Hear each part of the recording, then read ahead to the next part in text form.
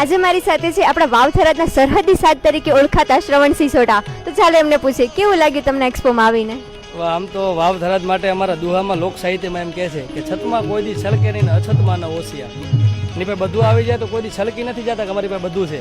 અને અછતમાં આવો જે પૂર આવ્યું, વાવ થરાદ ઉપર આફત આવી, તો આ કોઈ દી ઓશિયાળથી નહીં બેઠા કે અમારે કોઈકની આશા છે. છતમાં કોઈ દી છલકે નહીં, અછતમાં ન ઓશિયાળ, વખત પ્રમાણે વર્તે જેનું વતન વાવ થરાદ. જેનું વતન વાવ થરાદ હોય અને એવા વાવ થરાદ ઉપર આવું રૂડું બિઝનેસ એક્સપોનું જે કાર્ય કર્યું છે, માનનીય શંકરભાઈ ચૌધરીના સાથ સહકારથી જેટલી પણ એમની ટીમ છે, જેટલા પણ માણસોએ, ડૉક્ટર સાહેબ છે, બધાએ જે આયોજન કર્યું છે, ફક્ત ને ફક્ત કોઈ સ્વાર્થ માટે નહીં, પણ વાવ થરાદના લોકો જાણે એક અલગ દુનિયા શું છે અને દુનિયાના ટોચ સુધી કેવી રીતે પહોંચી શકાય, એટલે માણસો માટે વિચાર્યું છે. એ બદલ બિઝનેસ એક્સપોમાં તમામ કાર્યકર્તાઓનો ખૂબ ખૂબ આભાર. ખૂબ આનંદ થયો જોઈને.